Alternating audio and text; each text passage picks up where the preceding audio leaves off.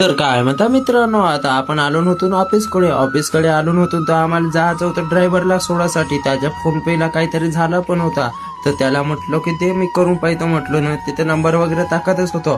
तेवढ्यात आपली गाडी पण आली, इथं उभी होती. तर मग काय, याला सोडून दिलो आणि मी आलो होतो पेट्रोल पंपकडे. ते याईन कुठले उगा साप पकडून आणले, आता नवेगावरून पकडून आणलो म्हणे. अच्छा म्हणलो मी पण. मग मी पण निघालो आता भाऊनं मी गाडी खाली करायला, कारण ते इकडे आपली गाडी गिट्टीची होती. तर का मग आपला राहुल भाऊ तर पहिलंच पैदल पैदल गेला आपल्या गाडीकडे आणि थांबला साईड सांगत. तर इथं पाहिलं तर गाडी फसली होती आपली ह्या जागेवरती. पर कशी तरी निघली आपली गाडी. निघली तर मग का इकडे गिट्टी वगैरे खाली करणं चालू झालंच होतं आपलं. तर मस्त आता फ्रेश माल आहे, कारण तर आता गिट्टीवर जाऊन नवीन.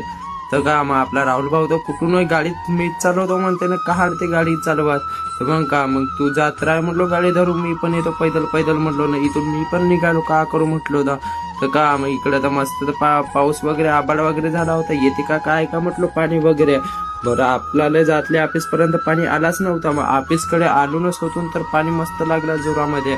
तर पाहून घ्या आता पाणी वगैरे कसं पडत आहे गोंडपिपरीमध्ये आपल्या.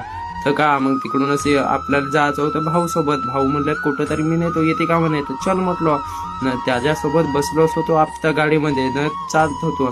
तर तिकडूनच आता पेट्रोल पंप घेऊन आला आपल्याला गाडी डिझेल टाकण्यासाठी. एक गेली नाही दुसरी गाडी येऊनच जाते आपल्या डिझेल टाकासाठी. तर चला मित्रांनो, बाय बाय, भेटू उद्याच्या ब्लॉग मध्ये.